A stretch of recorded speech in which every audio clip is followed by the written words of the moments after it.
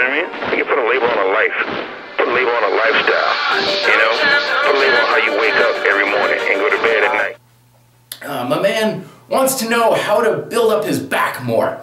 From the email, we've been talking back and forth, doing a lot of great things, right? Making the pull-up the primary focus on his workout program, progressive overload, training 4 days a week, 3 times 8 quality pull-ups, and the legs. So now he's like, but my back is still kind of skinny, like where do I go from here kind of thing?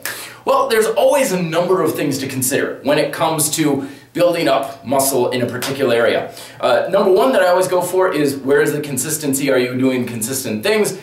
Obviously from the email it sounds like it is, so good, you got that covered. That's a good start. That's where you build your foundation off of. The second one is I always look at that mind-muscle connection. I know it sounds kind of cliche, but in you know, an Arnold Schwarzenegger movie, I think it was Pumping Iron, he says, if it burns, it builds.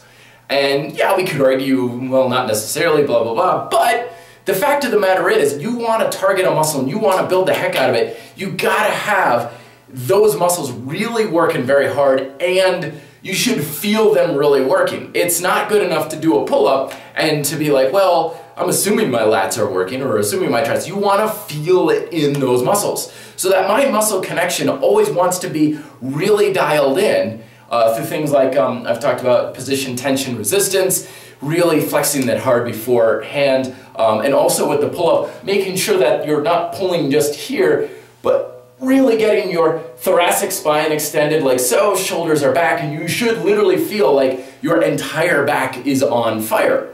The second thing too is progressive overload, and I need to clarify a little bit more on what this is, because progressive overload, people have a very narrow perspective of what this is.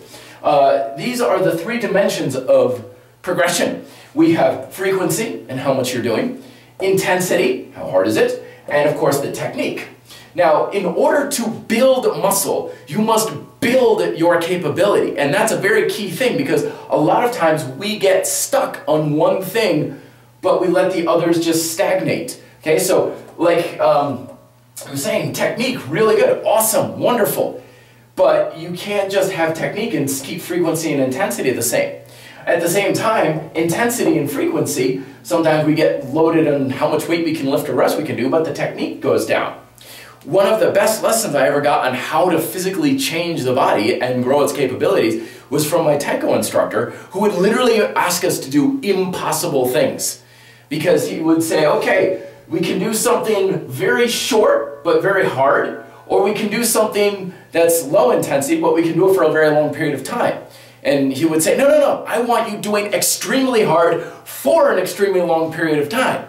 We'd be like, that's impossible. It cannot be done. It's against the laws of physics. He's like, I don't care, do it anyway.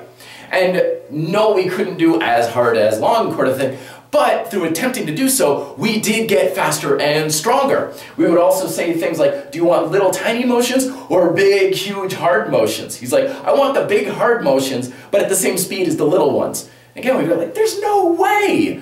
But we would get really fast at doing this. In order to adequately progress, you literally got to get your brain to ask your body to do the impossible.